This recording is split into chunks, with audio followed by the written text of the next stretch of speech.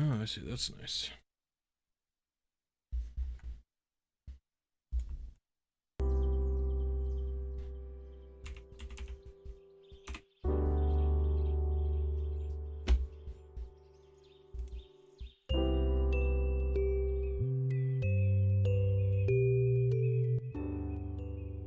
Hello, gamers.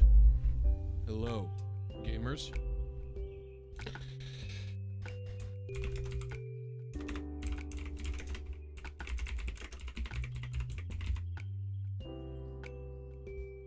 What's up, Shao? Did you like the thumbnail? Round.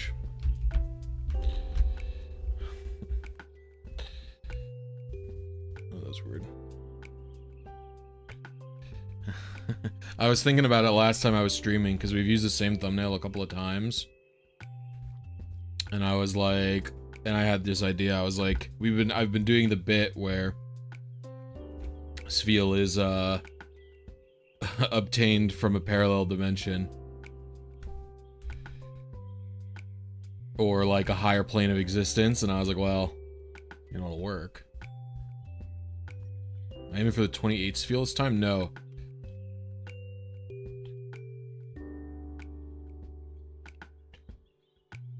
I don't think that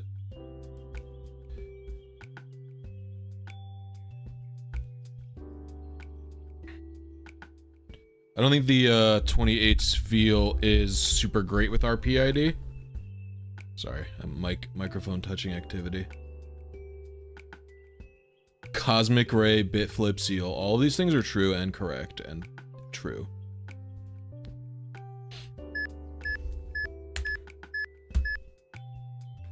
I haven't done this RNG in a couple of days since I was with Jeff, so let's see how far off I'm at. We have Spheal activity immediately. 28 male? 28 male is a little bit early, no? It's too early, maybe?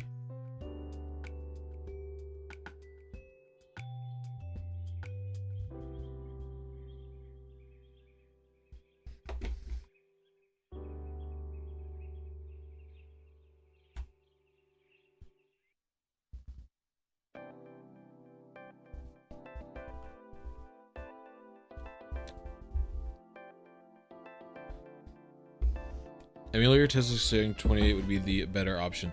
That's strange to me because, I mean, listen, the way I picked out a PID was like anecdotal, I suppose. But, like, I only ever found method 3 on emulator with 719. I literally never found method 3 on the other one. It wasn't happening.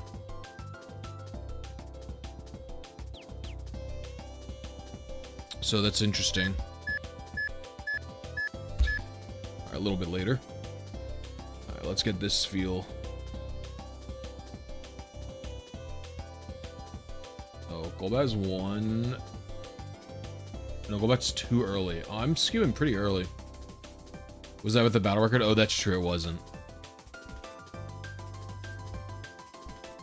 You know, I was actually encountering this really weird thing, Shao. Where, when I was doing the emulator testing using the Lewis script that she wrote, I could not get, I could not easily land on my target frame. What's up, Infinite Omniverse?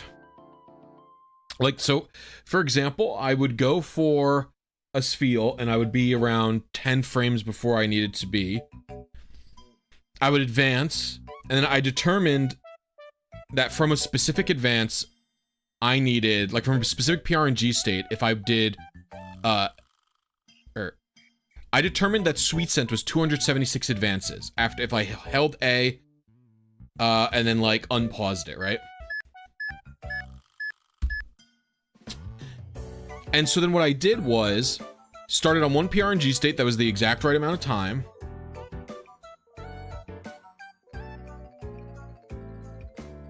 I started at one that took the exact right amount of time. And then the strange part was I went one more frame. Oh, then it was 1 frame late, and I was like, oh, that's weird. Okay, I'll go 1 frame earlier. I went 1 frame earlier, and then it still wasn't the right PRNG state, and I was like, what? It didn't really make any sense. I was a bit perplexed.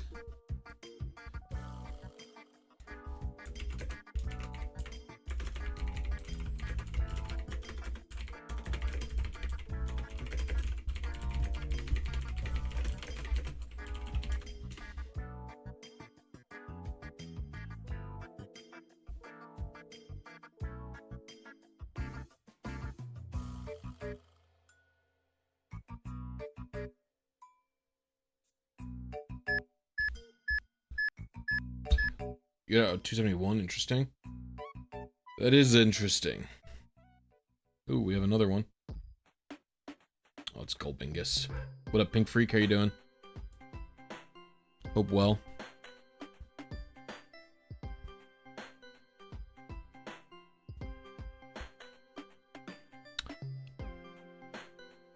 What up, Ben? How you doing? What are we looking for? IV, nature, HP, etc. We are looking for a Spheal that is 5 perfect IVs and a relaxed nature. And we are trying to hit method 3. Method 3 is where we, it's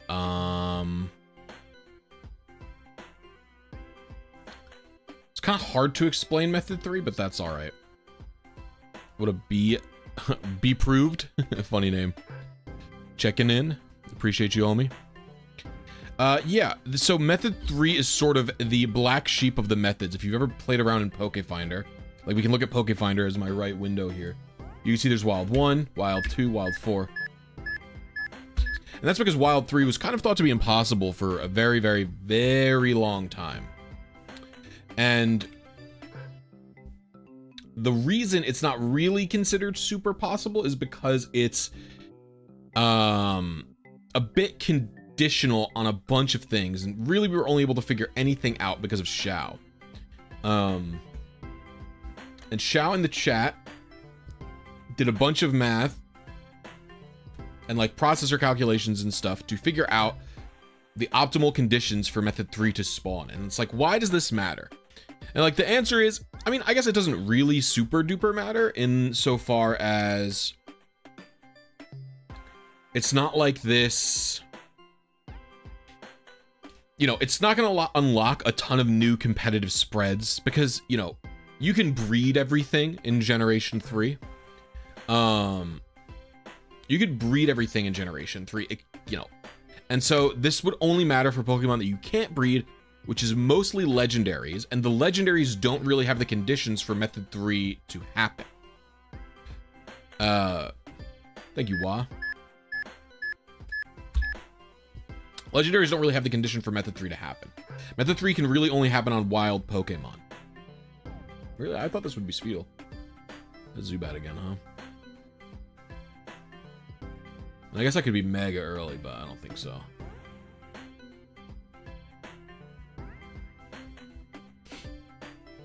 And so this is really only applicable to wild Pokemon. Right? I could get a better Walrein through breeding if I truly wanted to. But the reason this is being done is because it's just like pushing Gen 3 to its limit, finding cool, niche, different things, stuff like that. You know what I'm saying? Stuff that I tend to enjoy doing.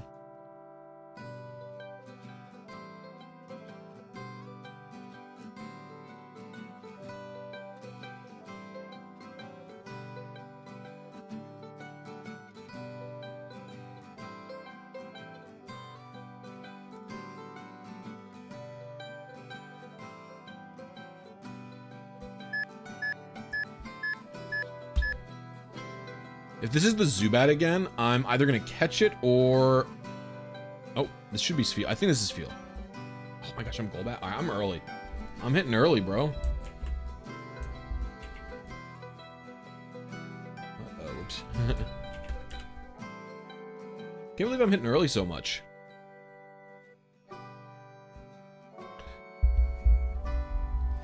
So the hard part about method 3 in general is that you can't really, there's no like easy way to search for it. So the only way I can do it is by kind of looking at what they would be doing in Pokefinder. So Pokefinder has this stuff over here. And so I'm aiming for a Spheal. Technically, I'm aiming for the PRNG state that if everything was typical, would produce this Spheal here. It'd have this PID, etc.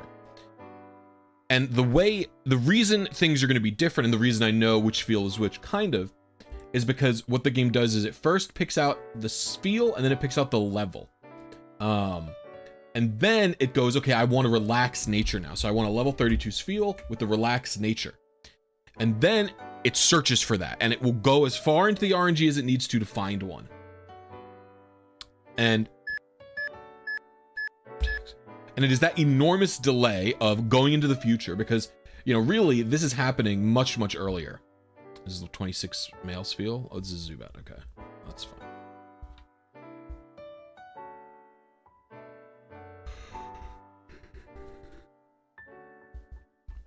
Ugh, I'm pretty locked in, actually.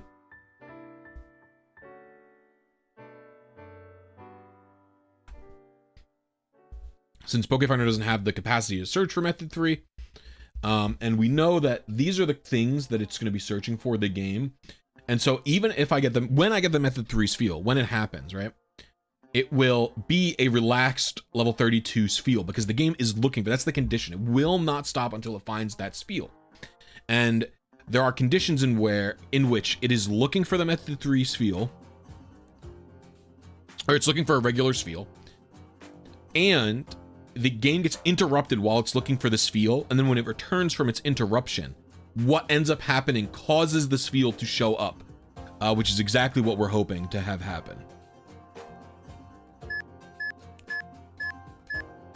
I'm gonna be late. This is gonna be the 26 male, I think.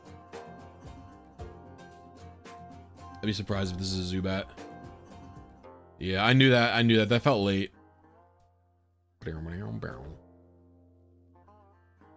But I'm going for a perfect one because I think it's cool. I've done 2 different Method 3 RNGs before.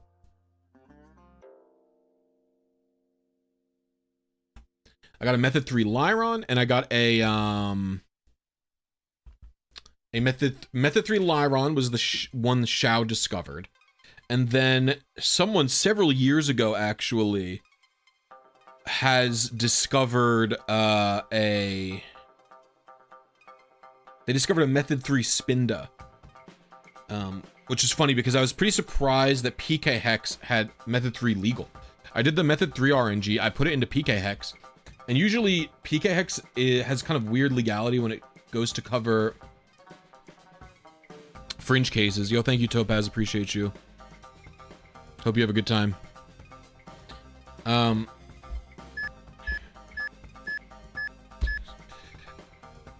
And usually they're kind of like stringent about their legality, or they have like a different philosophy on insofar as legality that I do. Oh, Zubat again. Really, I'm just one early again still. I'm like very consistent. And so I didn't think they would take the word of one random person where this person just uploaded and said, yeah, I got a Method 3 Spinda here. And they just took it and they made it legal. I was pretty surprised.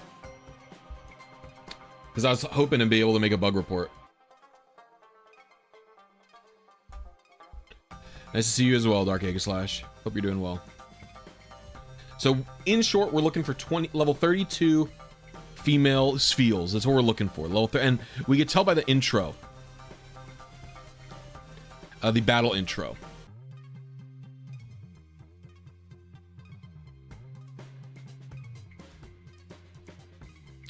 Is not every Spheal a perfect Spheal? They're perfect in their hearts.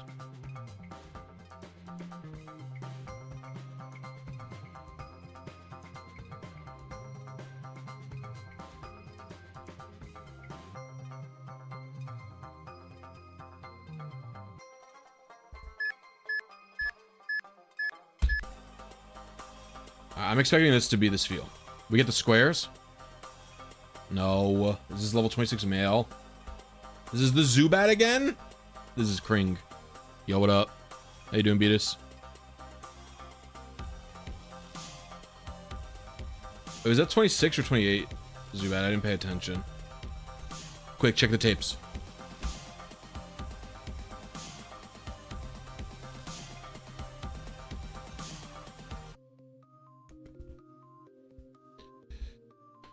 If every Spheal was perfect, we wouldn't have method 3. True. It was 28. Okay, good. Good. About to make some fettuccine alfredo. Dub. I don't know what I'm doing for dinner tonight.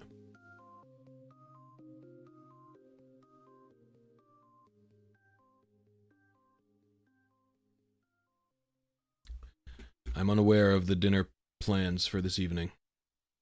I'll be doing something though, surely.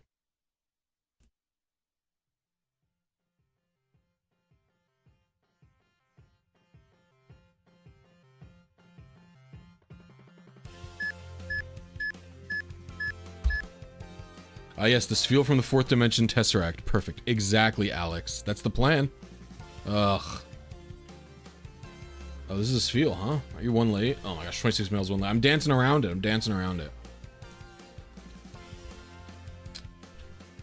Ooh, Parmesan. AKA European MSG.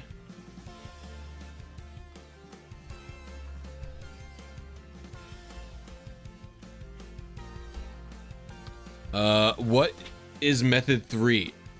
Method 3 is a different style of generation that the game can produce if you're like on the edge cases of what the game is even supposed to be doing. So basically it only produces what we call method 1, method 2, or method 4. And I can actually show you after this in Pokefinder the differences between them. It should be pretty obvious. So after this attempt, I'll do a better explanation of it using Pokefinder. Maybe the real method 3 is the friends we made along the way. True.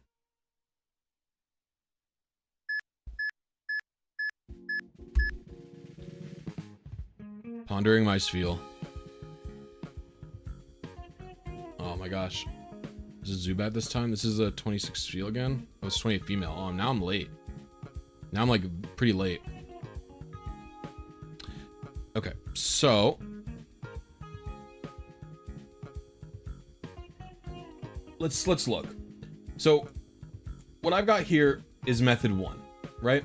And so what that means is this is generated, which is the Pokemon's personality value, and then all of these IVs are generated immediately afterwards, and there's no difference. Right? This is, or not difference, but this is how it is, right?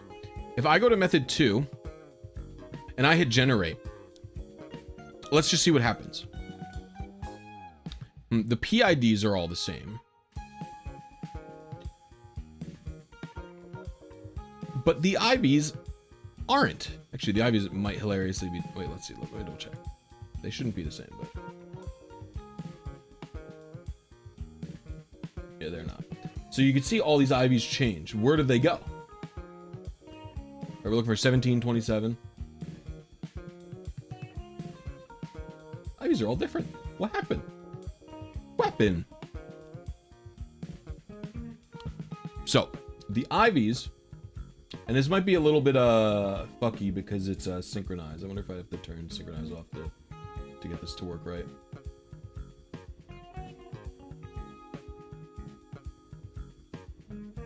This is 24. Pretty wild too. I don't know where they're going. Their IVs are typically supposed to shift one row. I don't really know where they're at, but that's fine. Doesn't really matter that much. As you can see, the IVs have moved, right? And then if we look at this one, we do method 4. You can see the IVs are actually similar to what they're supposed to be. So we go back to method 1. There's the first 3 IVs, right? Then we go to method 4. Only the back half of the IVs change, right? Only the back half. And it's like, why is that happening? That's happening because there is something interrupting it. So the game, when you make method 1, it goes, PIDs made, IVs are all made, right? Then when it makes method 4, it goes, PIDs made, I made the first 3 IVs, and then the game goes, stop, we gotta do something else. It does something else, and that something else also advances the RNG by 1, so when it comes back to finish making the Pokemon, uh-oh, all of this is here now. Instead, it's just different. So it just makes it a different way. And that's pretty much it. That's like the simplest explanation. And so method 3 is when instead of interrupting the IVs,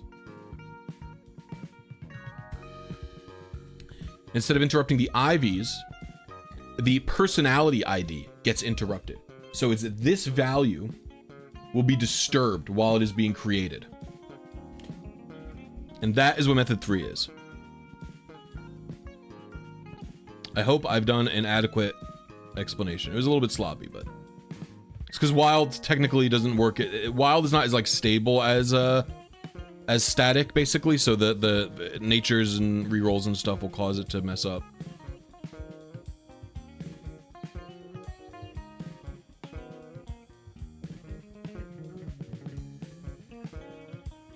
And I mean, the reason that method 2 having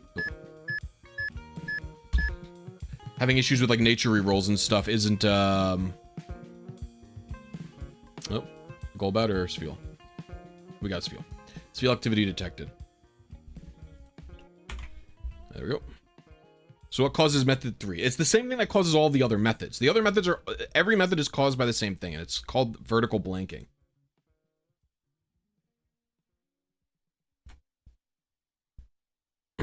Basically, the game can get interrupted while it's doing stuff. So the game draws the screen, and after the game is done drawing the screen, it hits an area that's like off the screen that technically is still part of the screen drawing area called vertical blank.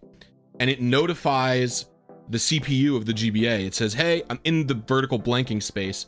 Is there anything I need to do after the screen is done being drawn? Because you don't want to interfere with the screen drawing process, right? If the screen drawing process is interrupted, you could damage the LCD, you could fuck up the graphics, you could do a bunch of weird stuff. And so after the screen is done being drawn, then the game goes, okay, I can do something. And if there's something that needs to happen, the game will do it at that point.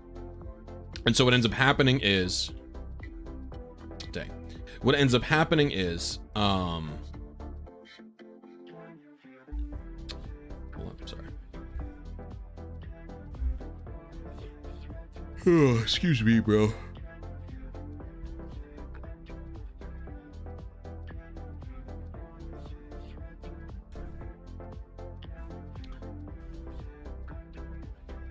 What ends up happening is the game finishes drawing the screen, and it's also made a part of the Pokemon. So it's made maybe the full PID, and then it goes off to do something else.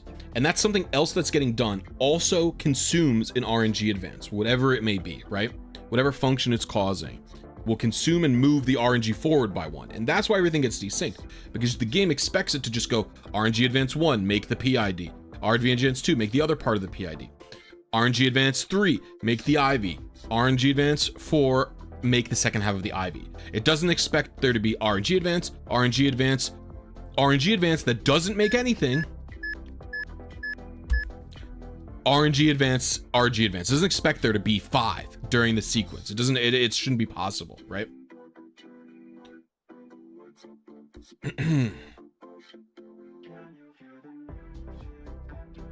Different methods correspond to different time windows that V-blank is called. Yeah. Method 3 is ultra rare because the window is only 5 microseconds long. Yes.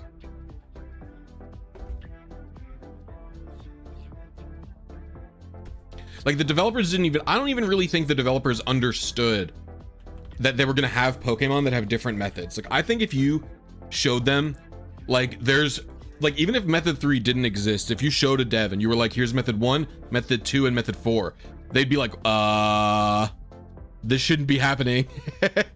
It's called City Nights. It's by Dexy. My stream music playlist is just like public on my channel though. If you want to peep that.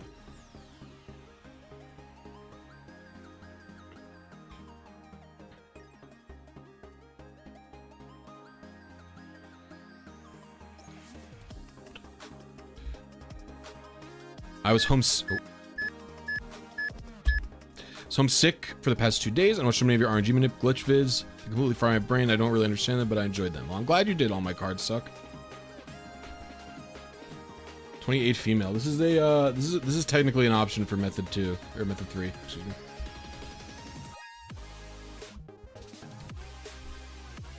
In Emerald, the likelihood of method 3 is much higher because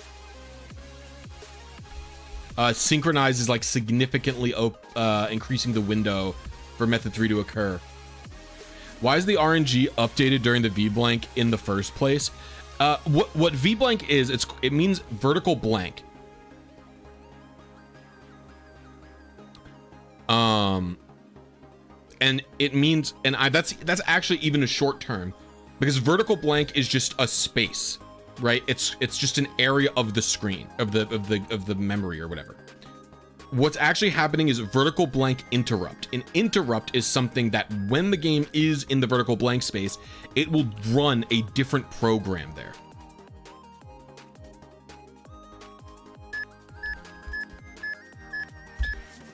Playing the RNG every frame, a decently easy way to make the game feel more random. Well, no, but when the game is in vertical blanking, it's still during the one video frame. So that means the RNG gets called twice in one frame is what happens when you think about it, right? It's like there's like a function that needs randomness to happen. I don't know what it is. I don't remember anyway.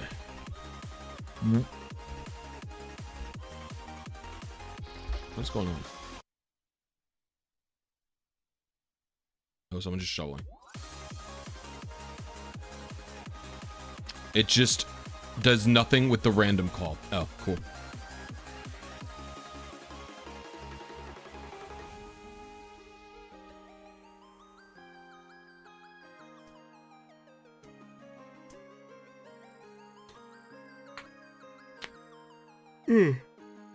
So then, when V-blank is happening, doesn't that mean the RNG is called twice in that one frame?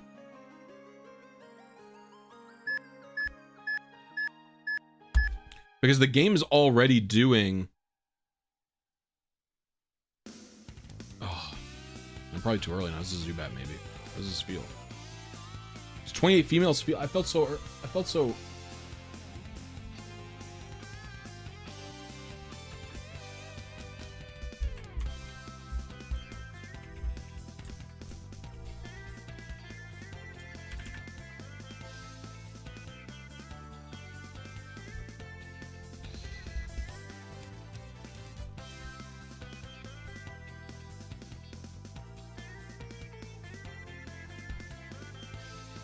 V-blank is the reason the game moves forward one per frame. Oh, interesting. So then is what happening? Is it just that the game expects to fully be able to build a Pokemon before it ever hits V-blank once? That's typically what it's expecting. Gamers, there are 80 of us here, but only 22 likes. Like the stream. That's true. Liking the stream does help. Liking the stream is for gamers, and it's free, and it helps me out.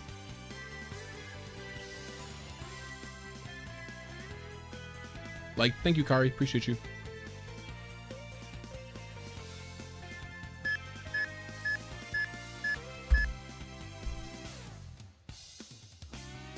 You can clean now? What do you mean? Oh. I'm early one.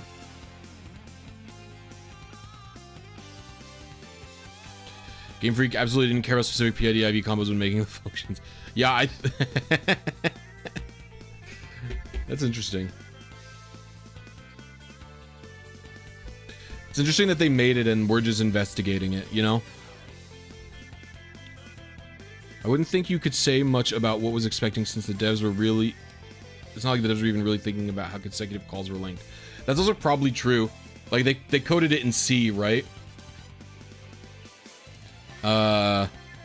Like, did they even necessarily know or care if it's gonna happen that way? I think it's interesting. You know what I also find is a lot of people are very critical of Game Freak's code, and it's always so strange to me. Like, people are very, like, like, I'll be reading source code for, like, 26 feet. That's pretty late. Probably. I'm trying to think of how to phrase this.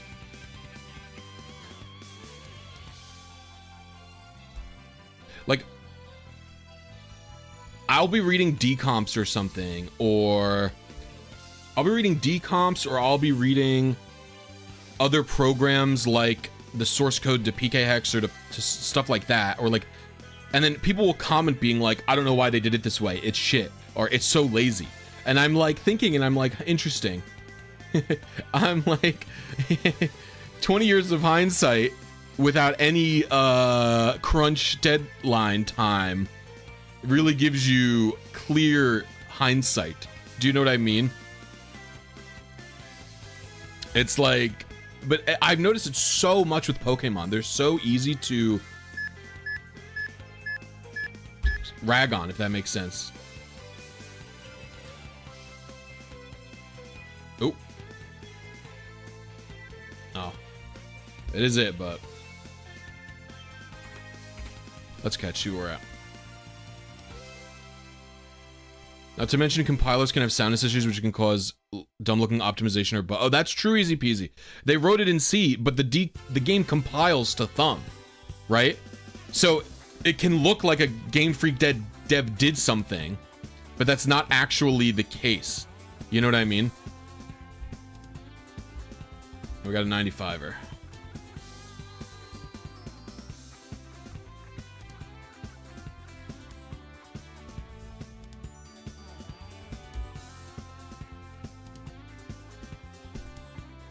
You can recognize bad code as bad. I mean, but how well is it translating? I mean, the compiler would have to be good, but we don't have the I don't have access to the original source code, so I don't know. I don't remember if Emerald's source got leaked at all ever.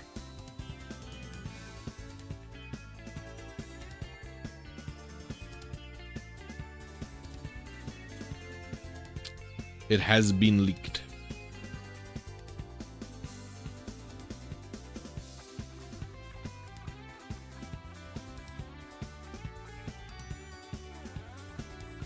But also the compiler was not great. Glitch City, it's not... Glitch City killed their website in the original leak. In like the old Giga leak. Very stupidly, I would say, by the way. I think the people who made that decision are like insane. Like it's lunacy to me. It doesn't make any sense. It was like exclusively a pride maneuver, I feel. I don't think the Discord is run by the same people. Like, they intentionally killed it.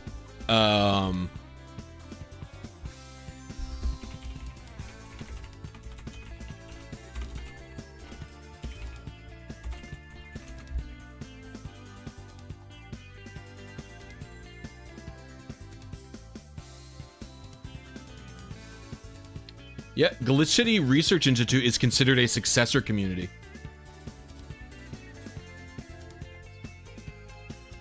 No, I think it's Pride.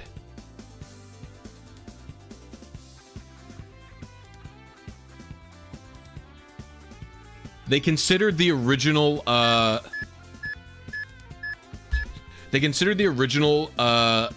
Glitch City website a clean room.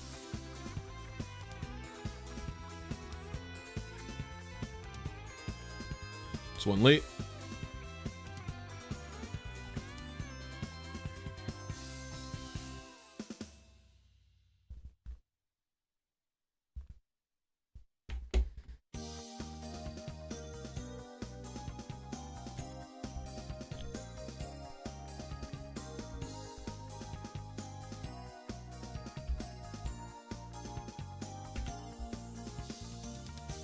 It is definitely a Nintendo Ninja fear, I will say.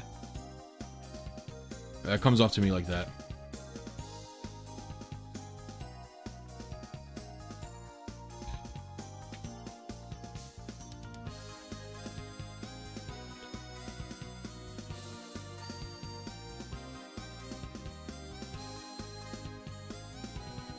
It pretty much is. It just says, in an effort to preserve the 16 years of clean room research following the source code leaks, we will be reverting to the wiki. We will be reverting the wiki to... Like, they reverted the wiki to before March 31st, so that no information could have ever come from the leaks on their website.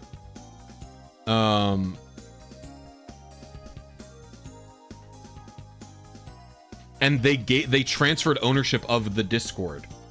Like, the person didn't even want to be involved in the Discord anymore, because they knew that they couldn't,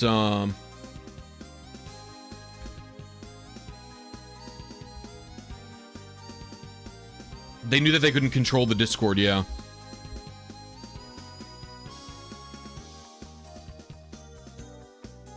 If you don't mind me asking, I've been full outs hunting and wanted to hunt your Jirachi event, but can't get this e-reader to run. I was wondering if I did anything wrong. I mean, that's like a very,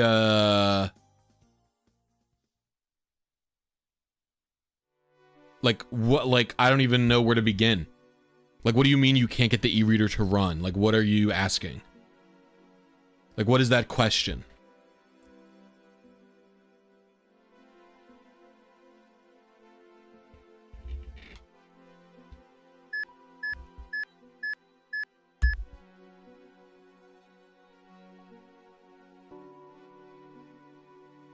Pret was a much more severe hit to the purity of results not coming directly from code.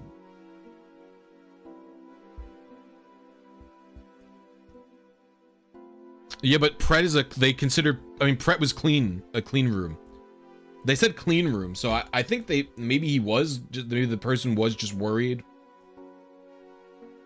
about, like, you know, lawsuits and stuff.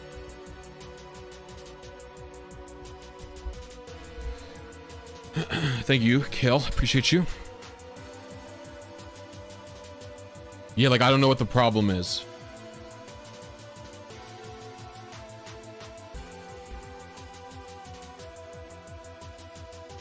Gamers, there's 98 of you here, but nobody has clicked the like button. You guys are having a good time? Consider hitting like. It would really help me out. And it's free.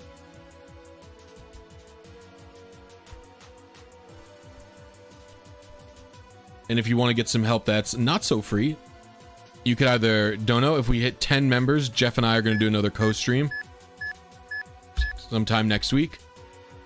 Or if I get 10 channel members, I guarantee that I'll be streaming on Tuesday.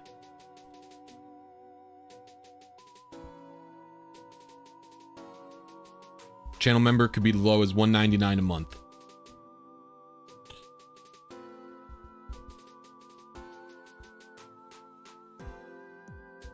Up until run to 2 MGBA emulators. I mean, what is happening with the 2 MGBA emulators? It's not even that finicky. You just kind of know how to, you just need to specifically do it. You scorched your copy of Emerald trying to replace the battery? Yeah, I don't replace it. Not because I can't, because I've replaced it on Game Boy and Game Boy Color games.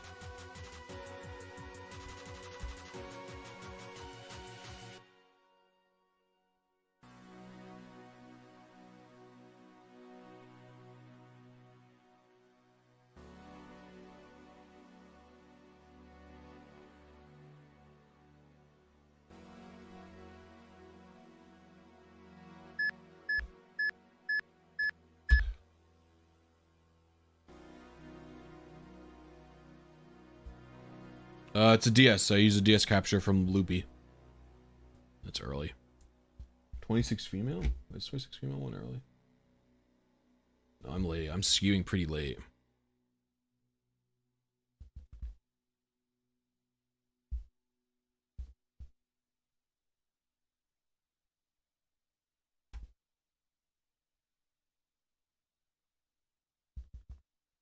Spheal.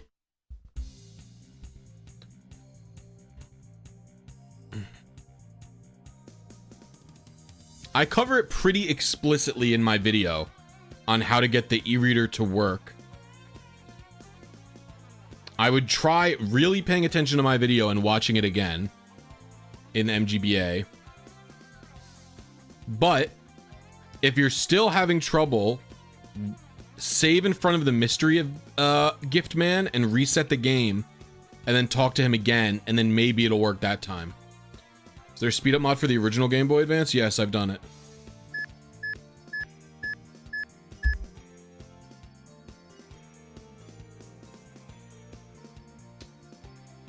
On CFRU ROM hacks? What does CFRU mean? I don't even know. It's too late. Why am I skewing so late? And make sure you're not using mystery gift. I've had so many people try and do the shiny hunt. They go to mystery gift and connect an e-reader.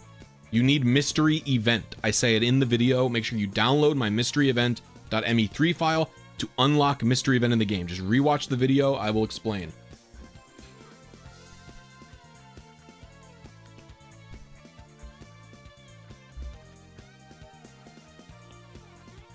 I mean, in any sense that you can gain any knowledge from the ROM, at least we got some inspection of developer intent quality from the comments of the original C. Sort of things I'm critical of are things that are clearly wasteful or not working. Channel Jirachi lock. The channel Jirachi lock is like something that I don't, to me, that's like something that's not even, I don't know.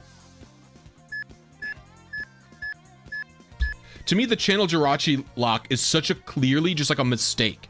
Like it's just like an accidental mistake compared to, like a bad decision, if that makes sense.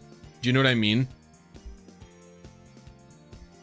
Like, I think it's easier to look at something like, so like for me, what I would be critical of is if you look at Diamond and Pearl and you like try to gain an understanding of why the games lag so bad, right? Those games lag horrendously. 295 is not a good look. They just lag horrendously, and it's like you can look at some code to figure out why it's going on.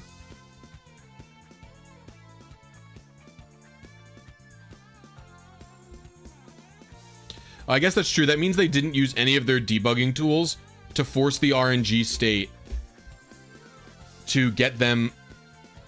Well, they just fucking put it in there, and they were like, "Yeah, we're not gonna check it."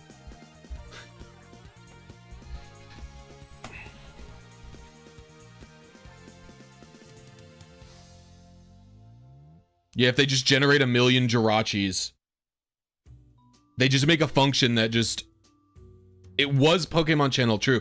To be fair, that's not Game Freak. That's, and actually, you know what? It's probably easier to, I actually probably understand why they didn't do any QA, because if you channel Jirachi, that game, it's only in Europe, the channel Jirachi. The North American copies didn't have it. So they probably, like, last second, realized we gotta get a Jirachi event going for Europe because we're not doing the Coliseum bonus disc. Let's have someone, whoever, just slap in a Jirachi there. Do you know what I mean? Like, that was probably mega crunched, if I had to guess.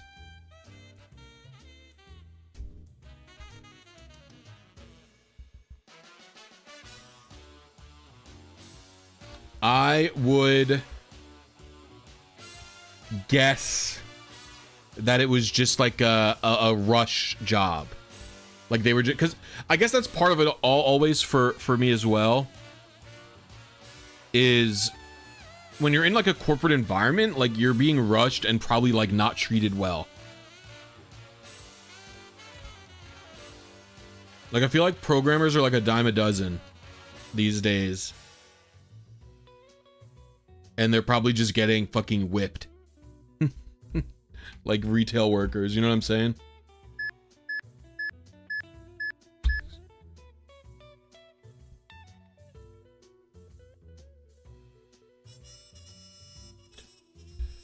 These days in 2005 is not quite the same, sure. It's probably much less people back then.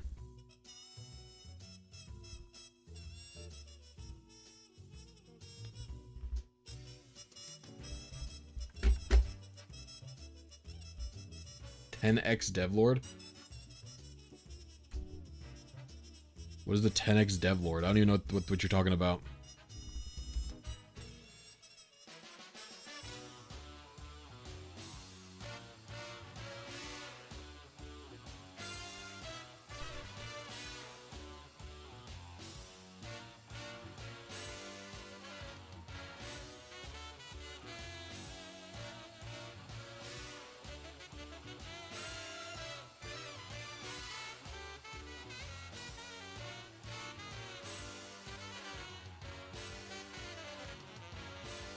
What up, Brad's Doodle? How you doing?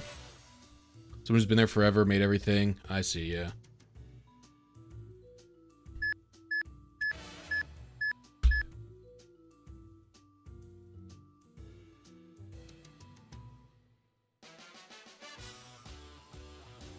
Spheal.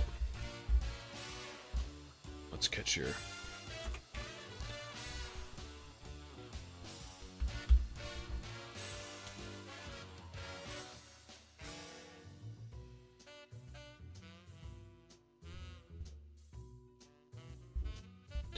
Yeah, people like us are not going to be super high on their radar. And if anything, you show them to people, and they're going to think it's cool. But that was 92. Like, I remember someone showed Masuda, like, a Psyduck they RNG manipped. And he was like, oh, cool.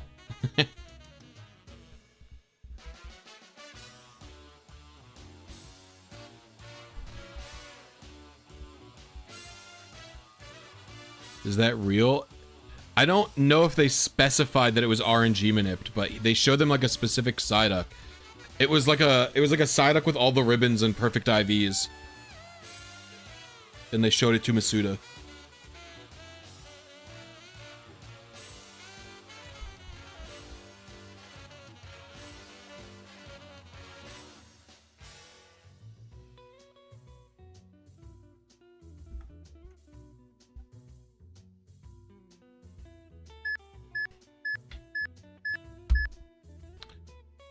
Does Spheal feel bad about the pin penguin?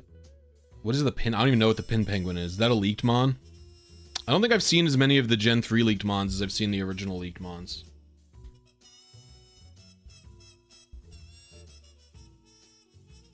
Show him how to get a Moonstone. Yeah, I don't think I've seen Pinhead Spheal or whatever. Pin penguin, whatever you want to call it.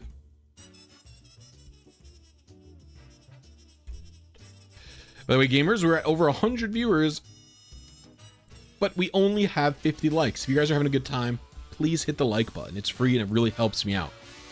And if you're really enjoying this Method 3 stuff, me doing these edge cases, weirdo, fringe shit, then consider becoming a channel member. It's only $1.99 a month. You get access to my videos early.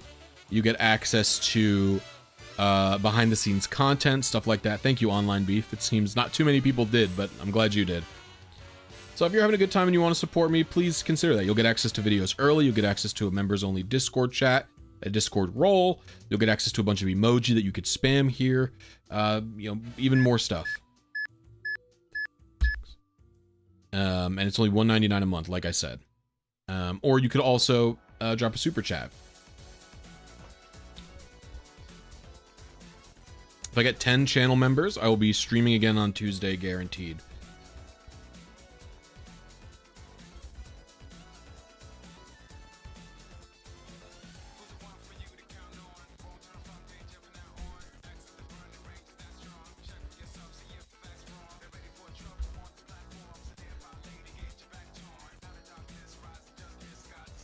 $10 super chats say I'll grab my DS right now and join in Discord W.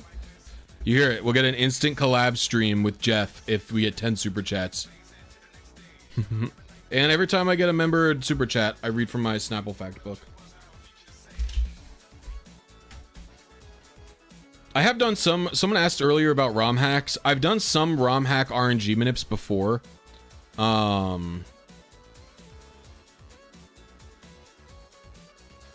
done some ROM hack RNG manips before, but I was never too... People on my channel never seem to be too interested in it.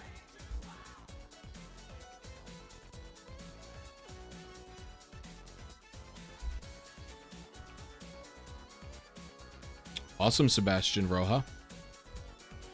28 male Zubat? What? That was like mega early. Oh, no, there was one early. Dang it. That was a fun video. Kvist, welcome to Happy Knee. Appreciate you.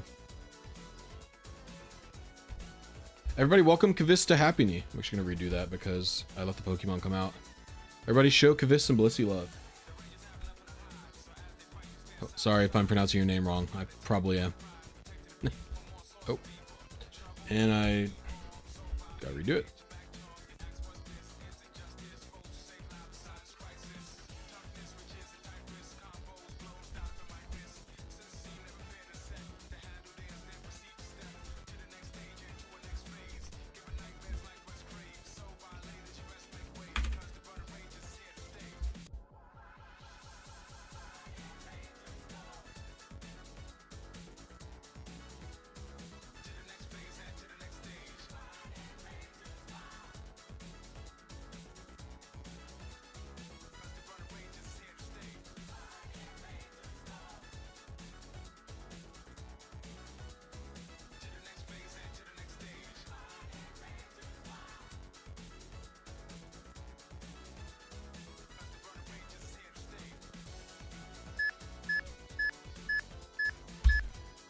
Hopefully it's not too early.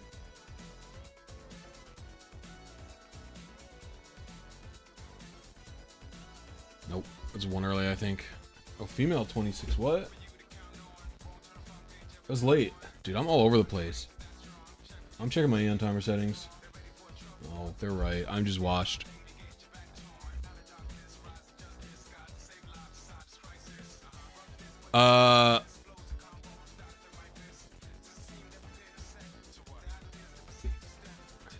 The RNG changes in Fire Red and Leaf Green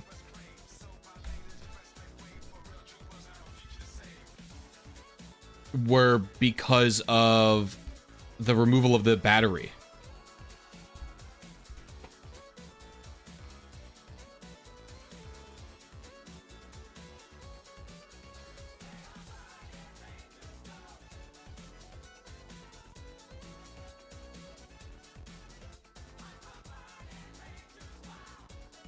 Now, I don't... Why would they have made an extra function just for Fire Red and, like, Leaf Green's trainer ID to be different than... Like, why... Yeah, like, why...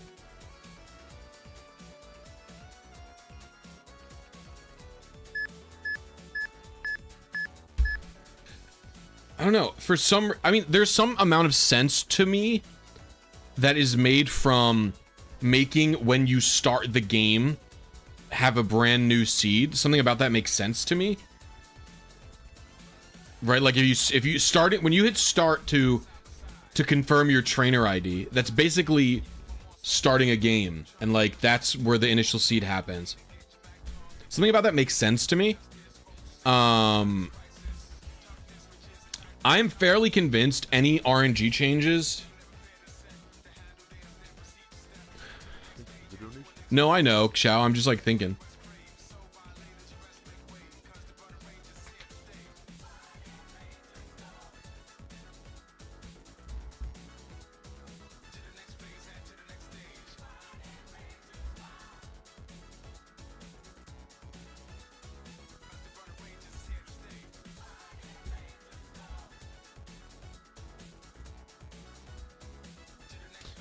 Like, and I think most of the changes that were in Emerald were exclusively as a consequence of the Emerald being built on top of Fire Red and Leaf Green. Like, I'm pretty sure the only reason the TID changed in Emerald is because they just, like, didn't change the way they wrote it from Fire Red.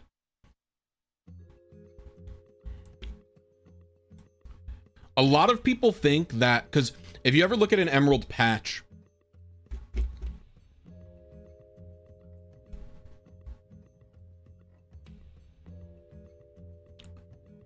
has that been definitely confirmed? Have people seen it uncommented in the Fire Red and Leaf, like in the Emerald source code? Because people have said, like, that's what people said. I've heard people say that, yeah, they just forgot to re-enable it for Emerald. If that's literally in the source code, like if you can see it in the source code commented out, it's really funny. The timer one is just a spot literally so the GBA can count upwards, basically. Really, really fast. I don't understand its actual purpose, like what these are for, but yeah, it's just a... You're a Blisy, true.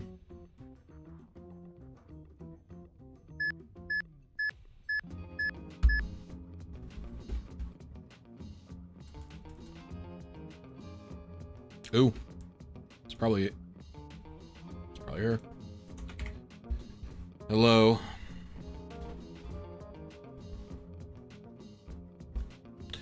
Does anyone find it weird that mainline Pokemon games still don't use pronouns other than it when referring to your Pokemon? No. I don't find it weird.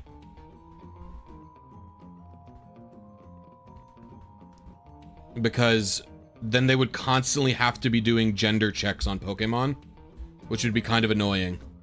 Like if I see a moose in the wild,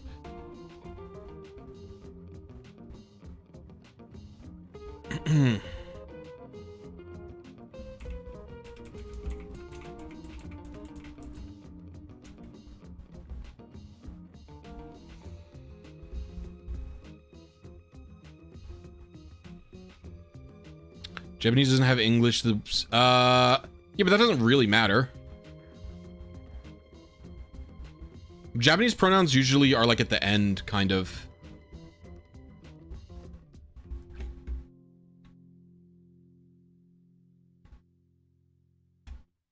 Also, but like it doesn't matter because when you translate a game, it's like fine. You have to take you have to do liberties for localization.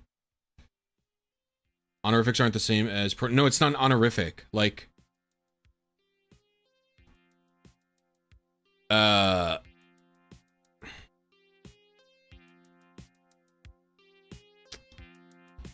like depends. Like when you refer to yourself in the first person in Japanese,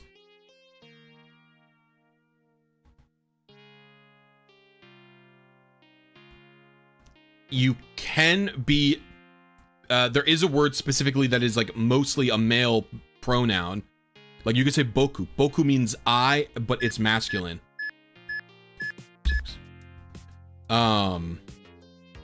Whereas watashi is like gender neutral. And even then, like women now use boku as like a slang. It's like improper thing.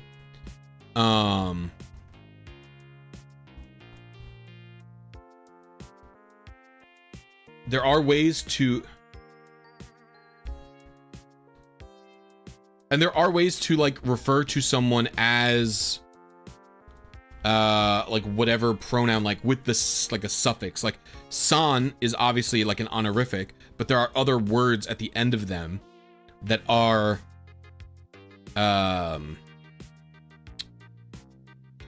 gendered. Like chan is gendered. It's like kind of gendered and also kind of just means little kid. And then there's also stuff like a lot of the way it gets used is like they just kind of call you. It's kind of weird. It's not super easy to explain. Cause like it's similar to something like in English, like you'd be like, get out of the way, old man. Right? But in Japanese, they would probably literally call you the word for grandfather.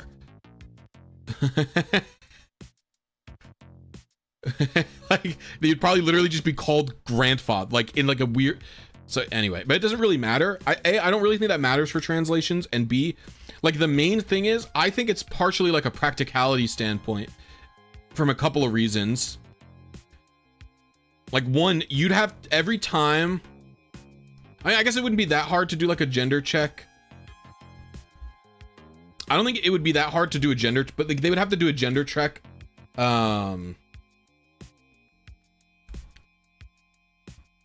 Like they're also trying to be pretty gender neutral, I would say.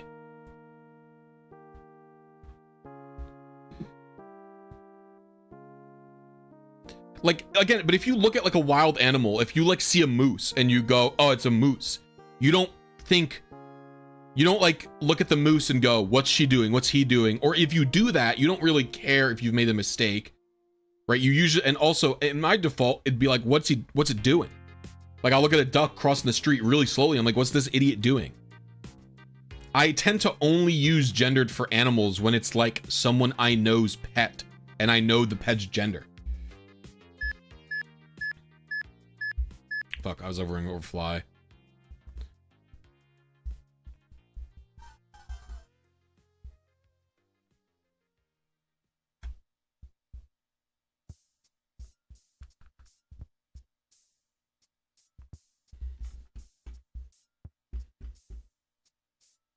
Yeah, Pokemon also didn't start out having genders. It was just like Nidoran and Nidoran male and Nidoran female. Their entire gimmick was that they were the two gendered ones. Nothing else was gendered. They were gendered.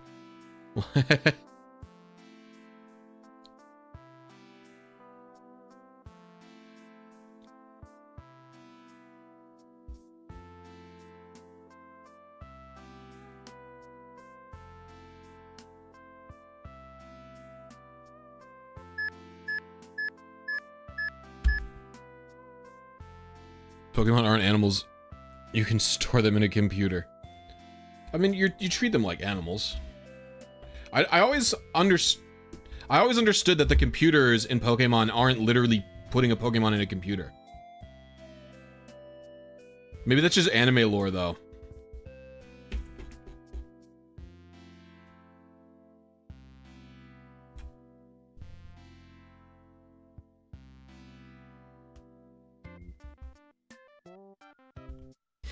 Like, I always understood it as, like, you putting Pokemon in the PC was you sending them to, like, a person who watches them.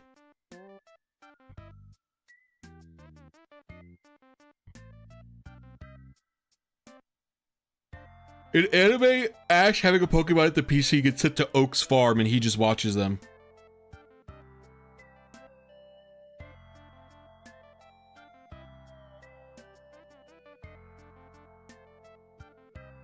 And that's definitely the canon for Gen 7, right? In Gen 7, when you put your Pokemon in a PC, they go to Pokepelago, right? Run by that fucking dude. Like, it's literally run by, like they literally go to islands and a guy.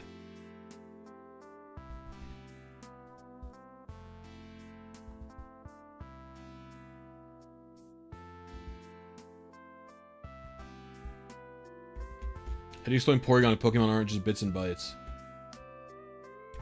I don't know Porygon's lore. Do we want to do a Porygon lore reading?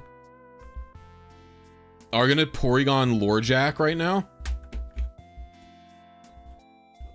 Porygon Bulbapedia. I understand that Porygon is man-made.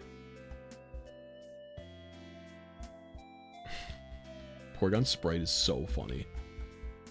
In Gen 1. Alright, let's lore jack Porygon. In Gen 1, in Fire Red.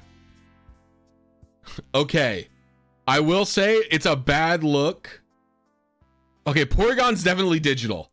A Pokemon that consists entirely of programming code, capable of moving freely in cyberspace. So,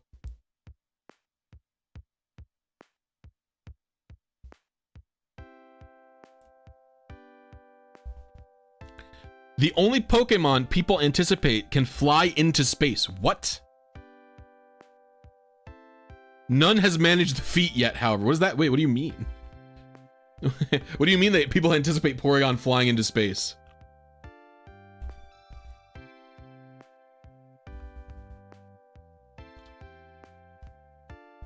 Okay.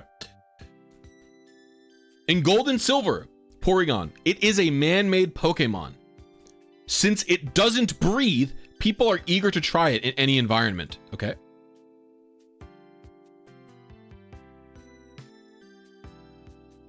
An artificial Pokemon created due to extensive research. It can only perform what it's in its program, okay? So that one, see, now in Gold and Silver, it seems more like it's like a cyborg or a robot or a replicant or something, you know what I mean? What the in Ruby and in Ruby and Sapphire, Porygon is capable of reverting itself entirely back to program data and entering cyberspace. This Pokemon is copy protected, so it cannot be duplicated by copying. So Porygon is literally digital. Porygon is a digital creature that can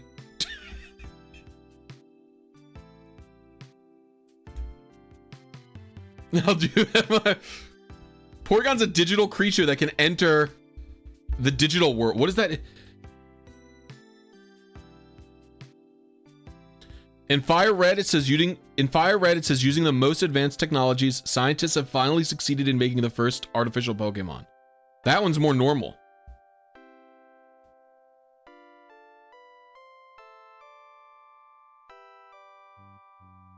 It always says it can move freely in cyberspace. And then sometimes this Pokemon was built 20 years ago by scientists who dreamed of exploring space. Their dream. What? Porygon has three main lore things. One, it's man-made. Two, it can turn itself into code. Three, it was partially made to go to space? Question mark? Okay. Let's see what Porygon 2 is doing. What's the deal with Porygon 2?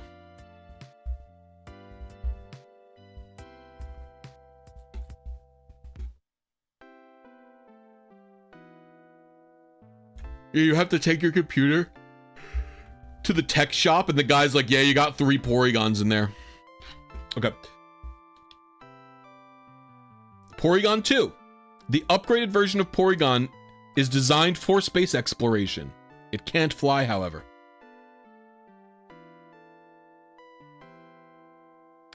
Porygon 2 is created by humans using the power of science.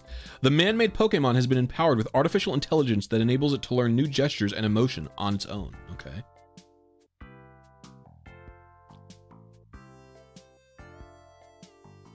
With the planetary development software installed, it became capable of working in space. Okay.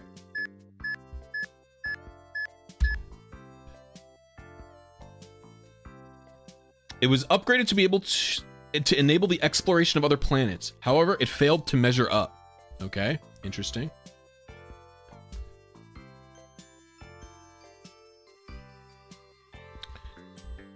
Sometimes it may exhibit emotions that were not programmed. Okay.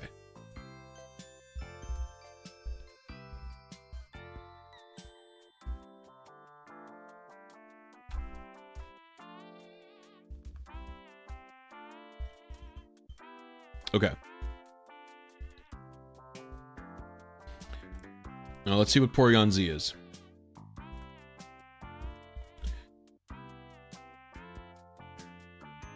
Platinum. Its programming was modified to enable work in alien dimensions. It did not work as planned. That's pretty much it. Oh, Sun has new lore. In order to create a more advanced Pokemon, an additional program was installed, but apparently it contained a defect that makes it move oddly. Interesting. What is an alien dimension? I think they're using alien in the word of like foreign to us rather than a alien creature, right? Like maybe Porygon can explore you know, higher spatial dimensions that humans don't have access to.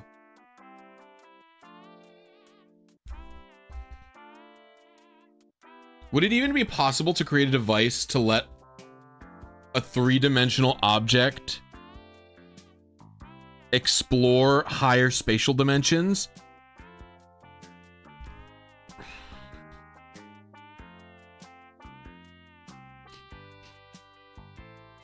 Like, could I even exist in a, you know,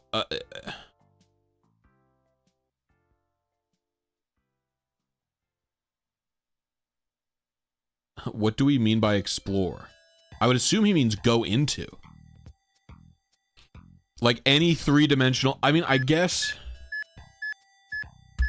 if there are more spatial, well, I know like the main thing about the higher spatial dimensions is that they're theorized to be like very tiny if we want them, right? Like string theory just says all the dimensions are really tiny. So that's why we can't, that's why there's no way to measure them.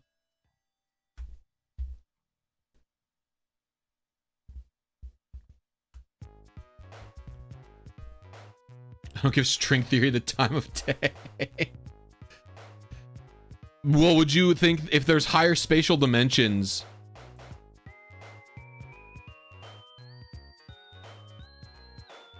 then like it's just something that my brain can't exist, I guess, can't comprehend, right? If there's higher spatial dimensions and they're around me exactly, and they're not just like very tiny or whatever string theory's statement of it is, right? And it's like a place like I just can't go to because I'm not that, then I already am existing in it.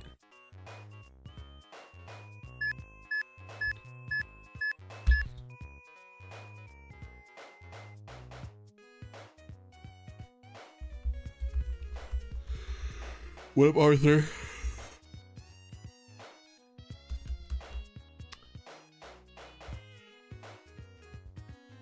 Interstellar type vibes.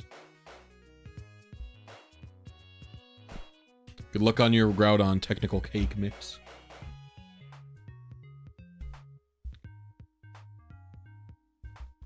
Mew does have the DNA of every Pokemon, allegedly. I don't know why they keep trying to make newer, like, Pokemon birth lore. It's thinking about them in the same sense that, like, a wire is 1D, but extremely thin and long. Yes, that's string theory. We're too big for them, so we can't access them, is what I understand it as.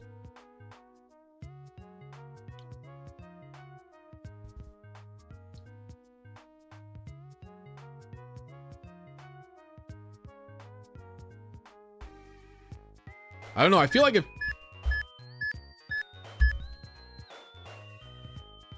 Not just that we're too big, but they are closed. Interesting. Who closed them?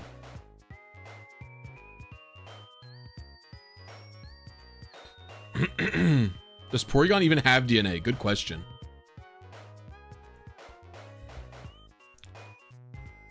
Yeah, Wolfpack's been commenting on my videos that I have fell off and I've had a big downfall now, which may be right about. He goes, I leave for several months and I've come back to your downfall. That's what he said.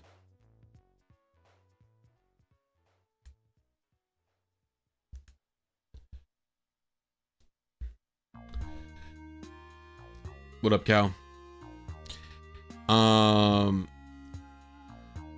don't know. I feel like if string theory was right, they would have fucking proved that shit by now. Know what I'm saying? Them scientists ain't that smart.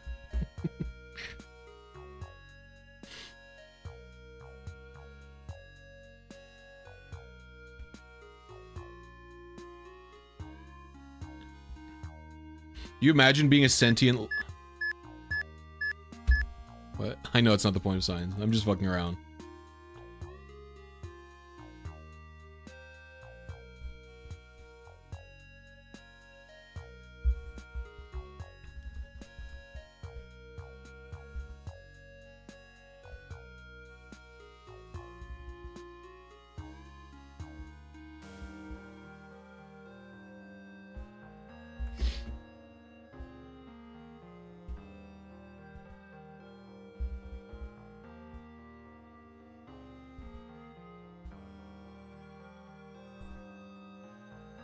String theory doesn't get the time of day for me because it isn't falsifiable.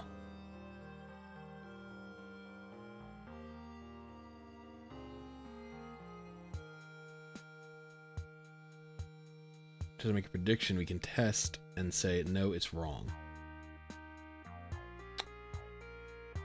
There would be... I thought string theory, there would be ways to... I thought string theory would have ways...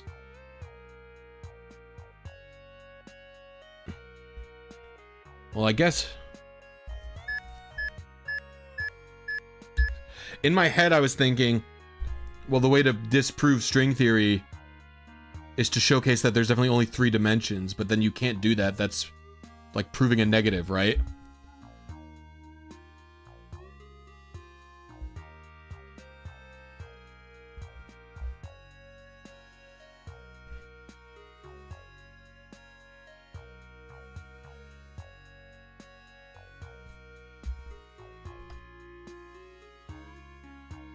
My clothing is made up of tiny vibrating strings. Technically correct, Cal, I would say. This room is giving me both 95 and 92 without doing any bicycle shenanigans. So I'm thinking we're pretty close. I forgot to update the counter. We're almost at 60. Like, before I would have to go on the bike and do it.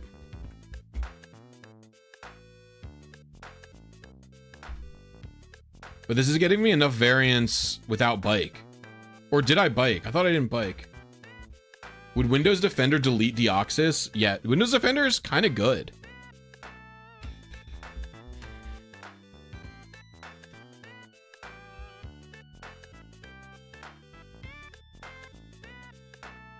Gamers, we're at 110 viewers, but only 66 likes. If y'all are having a good time, please hit that like button. It's free and it really helps me out.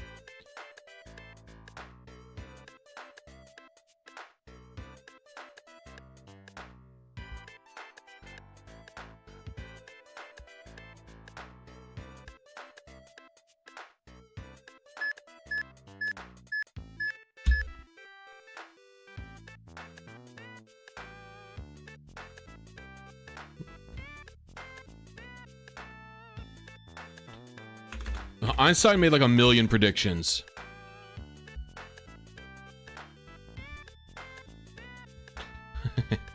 My dude's kind of been right a lot when you think about Einstein. Kind of the GOAT when you think about him.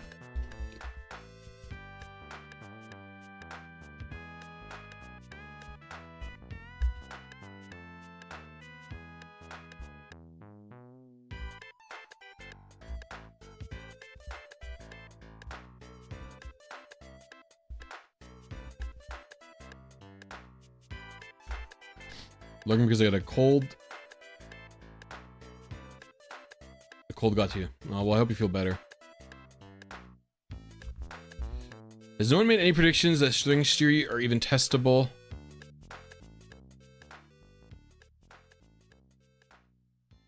Crazy, because there's also like 1 million different versions of string theory. I don't know what is the most popular version of string theory at the moment in time, but it's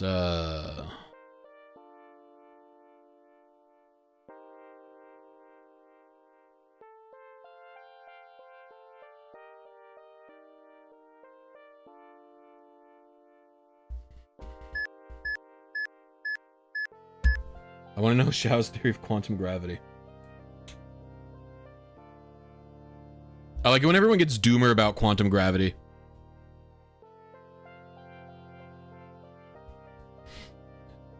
They're like, yeah, it's probably the graviton, but it's literally impossible for us to measure it. And then they all just get sad. And they're like, I think it's the graviton, but we'll never be able to measure it ever. And they just get sad, bro.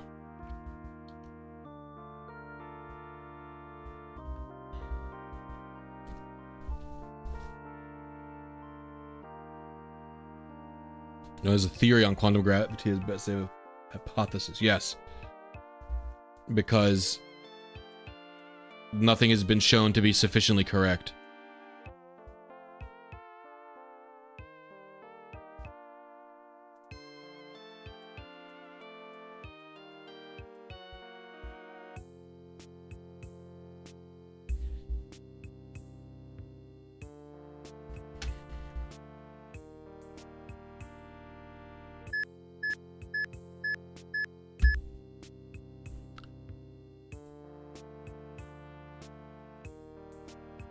Why hasn't this Spheal been caught? I mean, it's just a luck component. The odds of seeing this Spheal, even if all the conditions are correct, are low. And we are not 100% sure that the conditions are correct, because the only way that we can... The only way that we can test is on emulator, and emulator is not going to be exactly consistent with our situation. I mean, emulator's probably good enough to give us correct intel, but I'm content to say I don't know for now, something too many physicists aren't content to do.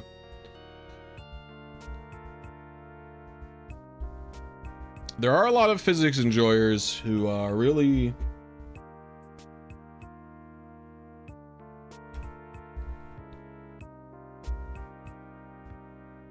It will be shiny, yeah, so we'll know it.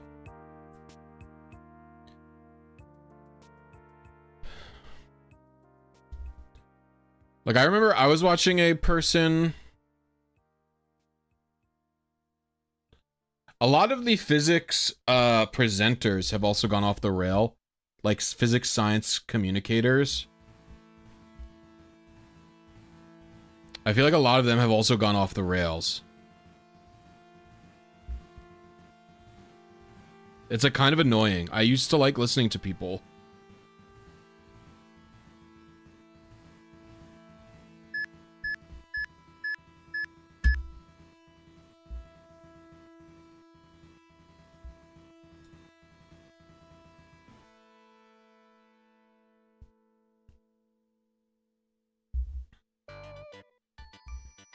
Which ones? There's multiple. The number one I'm thinking of is Michio Kaku says fucking insane shit constantly. He does not even say anything remotely real anymore as far as I'm concerned. And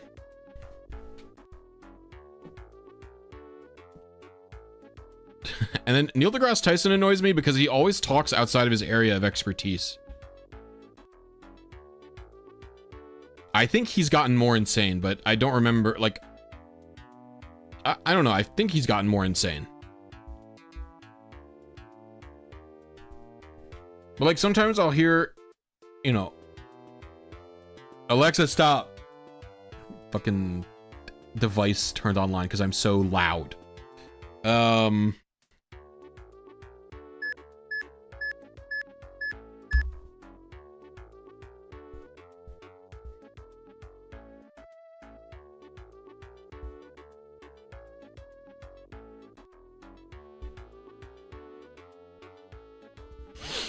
Mr. Leaky, it's been a cool minute.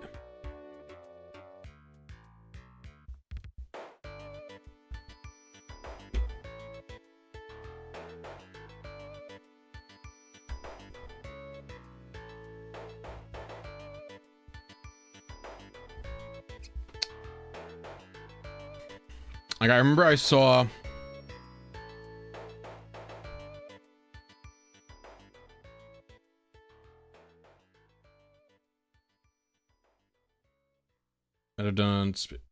Is that the main PBS Spacetime guy? Sometimes PBS Spacetime gets too confusing. And they PBS Spacetime also entertains, like, they talk about two I don't know how to phrase this right. Like, they did an episode on white holes, and it's like, to me, that was clearly something that didn't have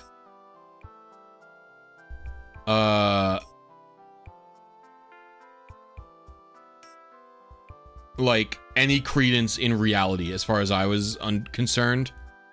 PBS Spacetime doesn't get time of day. Was Xiao's a PBS Spacetime hater?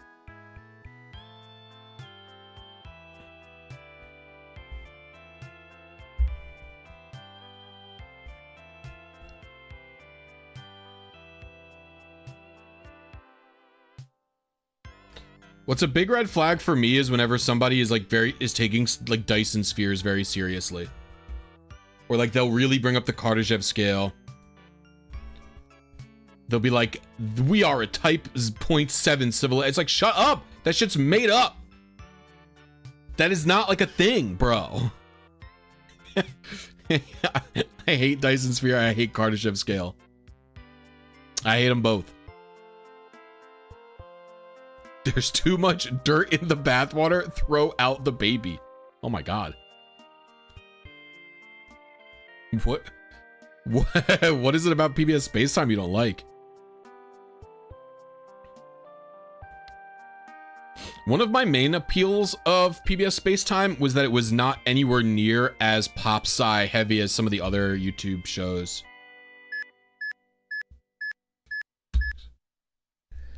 Like, Hank Green stuff, for example, is like very pop-sci heavy.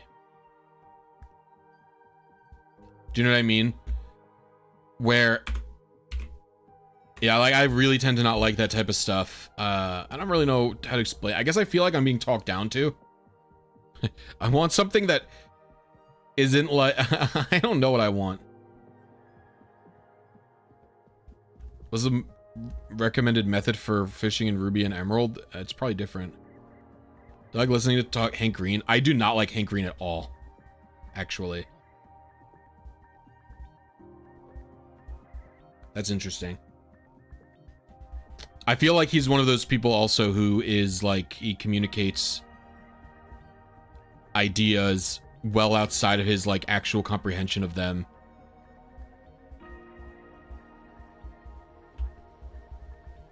I don't know, I can't explain it. Something about the way that he talks, I don't like him.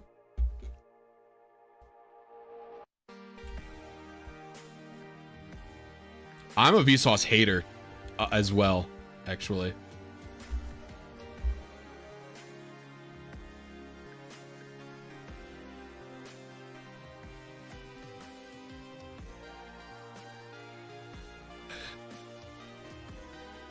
Big difference is that he's honest about his lack of certainty. I think he gives me the energy that he is, I don't know. Okay, Blisy, who do you like? I like Carl Sagan. I like Stephen Hawking. I have his book right here. That's a good book.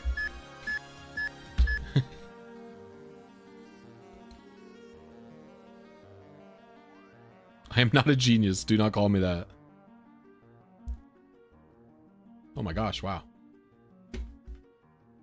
I'm low-key locked in. Vsauce doesn't make videos anymore. He only really makes shorts, to be honest with you.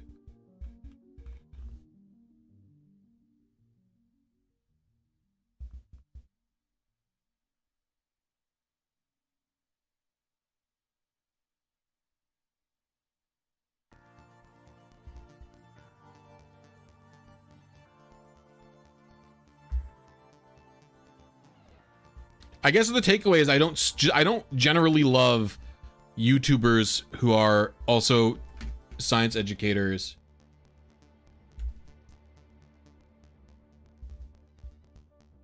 If that may, that's like kind of the takeaway, I guess.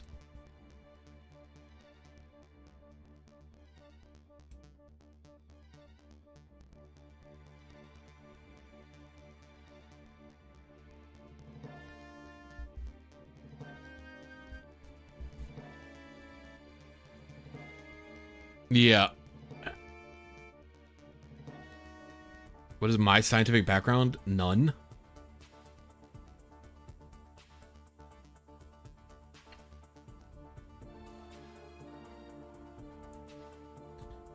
Well, I mean, if I wanted to read a paper, I would have fucking... If I wanted to read a paper, I would have gone to school for some type of physics or whatever.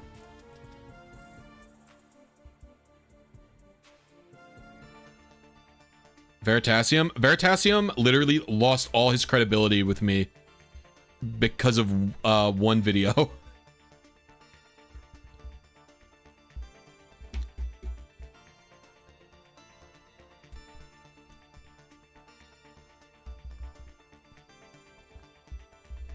Kurzgesagt is cool, but it does a lot of the similar things where they get very into theory and hypothesis. Like that's on the external, like it's pop sci. I like the little birds in it though. Like,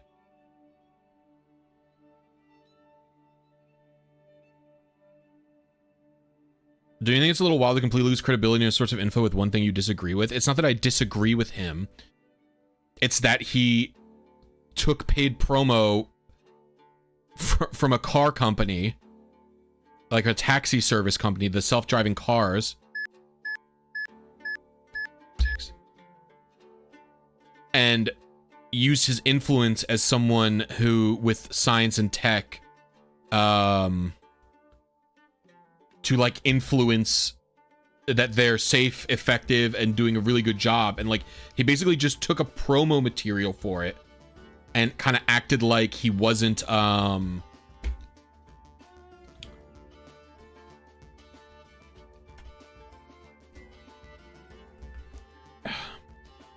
like in the video by Waymo, he does say he was sponsored by Waymo, but the video is, he then spends a lot of time presenting facts about Waymo as if they are independently researched, when in fact they are just from like Waymo's advertising. You have to say this in the video. You have to do this. You have to make sure this is known. And you have to say things even if they're not necessarily true in specific. Like, he was citing a fact in the Waymo video that was... He was saying a fact in the Waymo video that was... It was something like... It was a statistic something like X amount of...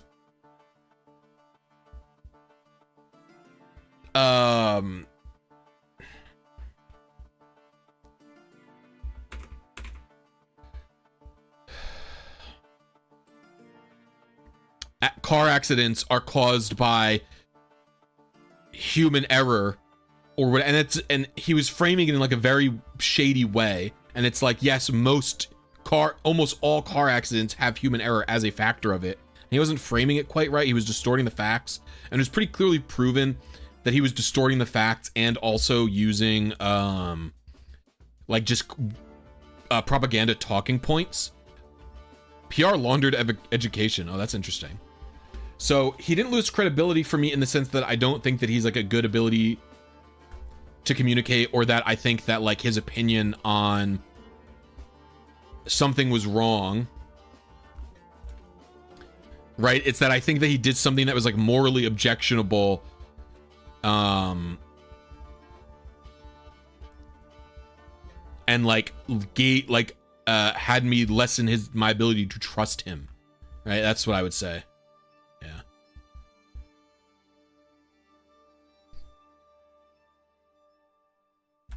I think there's a world in which you can do a proper sponsored piece about the car company Waymo that is sponsored by them without giving their, like,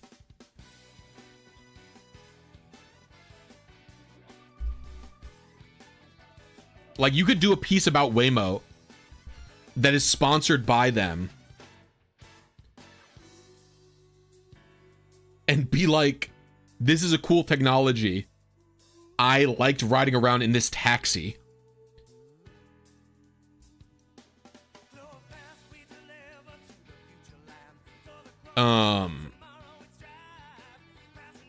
Without only using their talking points. And if you're not allowed to make a video that's doing that, then you shouldn't take that sponsorship. And it was insane. It's so strange. Like, and the craziest part about that video is that video wasn't necessarily to convince you to use the product, right? Because Waymo isn't really operational in a ton of places, right? The reason that video exists is to get people excited about that technology so that when they want that to go to different places, governments are more likely to allow them into their cities because citizens are warmed up to it because of PR they've seen on it. Like, it's not like go use our car, right? Because most people who saw that video can't do it. It's more like, oh, if this comes up as a proposal on your thing, on like your like a referendum for an election, or you know, a candidate says, well, we want to let these companies, it's for that type of stuff, which is almost more sinister. To me, it's almost more sinister than just like plugging a product. Like, as long as the product literally works. It's the same reason I don't like any of these VPN products. Like, NordVPN makes the most outrageous claims about what a VPN can do for you. They are outrageous. It is so crazy. It's like, how is NordVPN even legally allowed to say these things about VPNs? Do you know what I mean? That is how crazy their claims about VPNs are. No, VPNs are totally fine. They are good. They are good for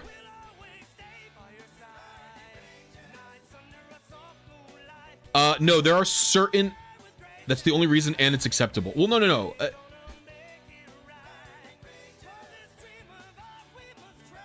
VPNs also are good for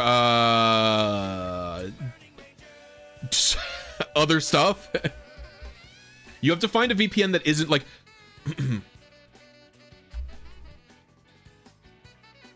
that's what I'm saying. They're pretending their security in ways that aren't true. Correct. The problem with it is you have to find VPNs, though. I will say you have to find VPNs that do not give information to your government, because a VPN will advertise it as you can hide what you're doing from your ISP, which is true, right? That might be true, but some VPNs still retain data, and then if asked, will then give it to your ISP for like court cases and shit. There are VPNs that don't hold any data, or that exist in countries that don't have laws to let you do it. Oh,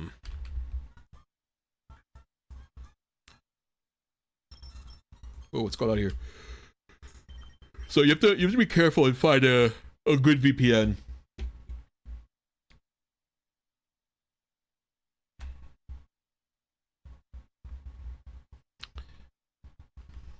I think the music, yeah.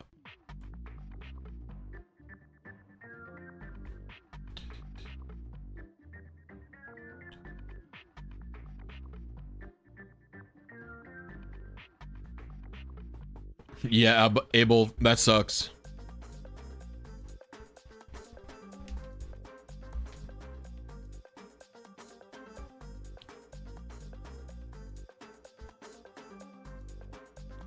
I mean, the reason I don't really give people shit for taking VPN sponsorships is because I think most of the people who are like taking these VPN sponsorships don't necessarily know.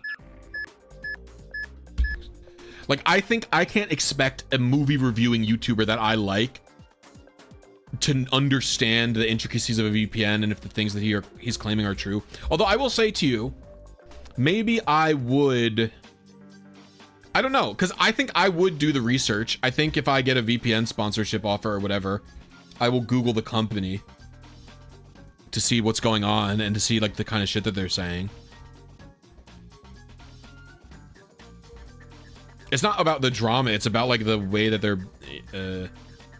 operational. Yes, you have to use it. If it literally is a VPN based in America, then it is not a VPN that is safe to do certain activities with.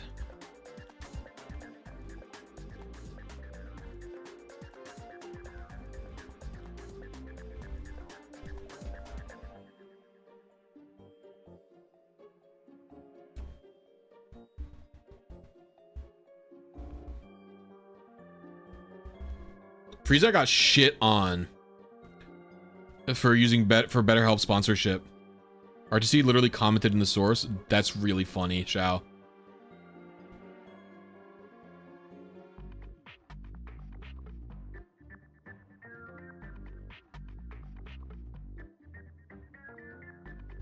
NordVPN will cooperate with the US government. I don't know if Proton does, but I know NordVPN does. You can find like a good list. And it's also certain companies will operate in countries, like maybe they won't participate to the US government because they know they can get away with not participating with the US government, but then maybe they'll participate, like let's say they want to operate in Sweden, right? They really want to operate there because it's a big market share, but Sweden won't let them not give stuff over. So in order to do that, they have to give it over. Then the company who wants to sue you for using it for whatever can then just get the documents through another country, if that makes sense. How many near misses? 66 minimum. It's technically more than that, but yeah.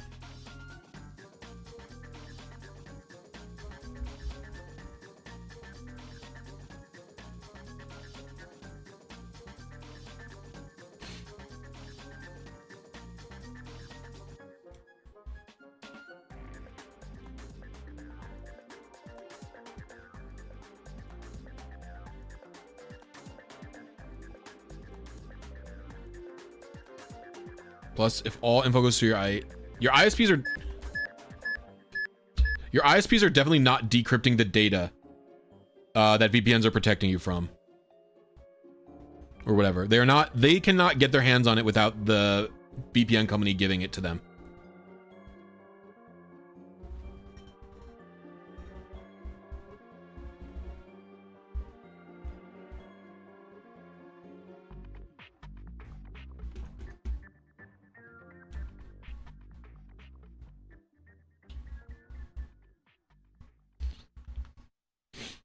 Am I getting the Switch 2? Probably.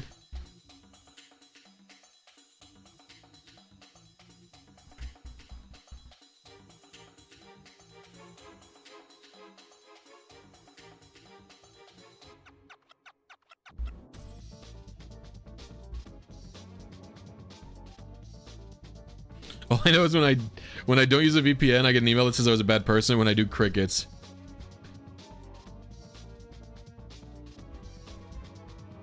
True.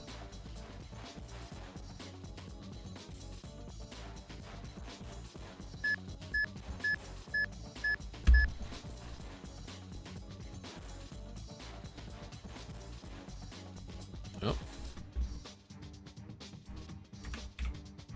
Spheal activity detected. What are PKXs? I don't even know what that is.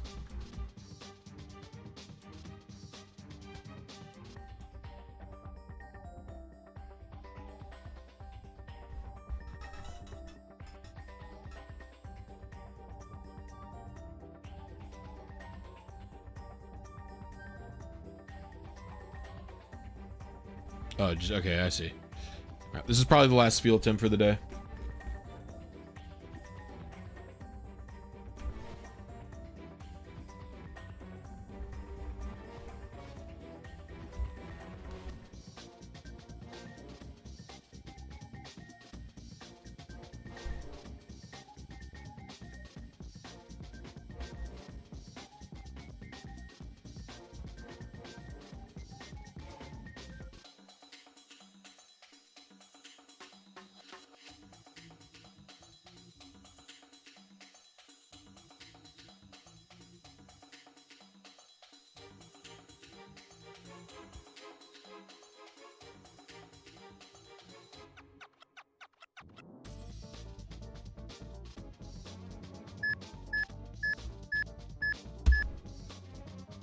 It's just frame perfect and then luck.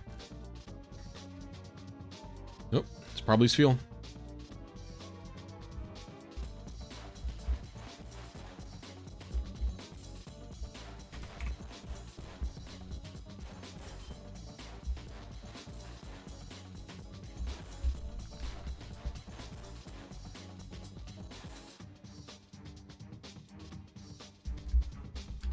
Go for 69. Gotta end on 69. If I get 5 memberships right now, I'll end on 69. I'll end on 69's field scene.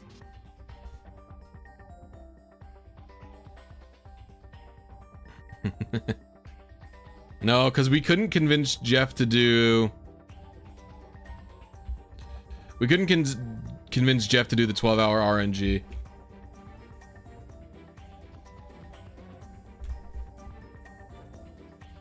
Alright. If this isn't a Spheal, it's it, unless I get 5 memberships. And then I'm out.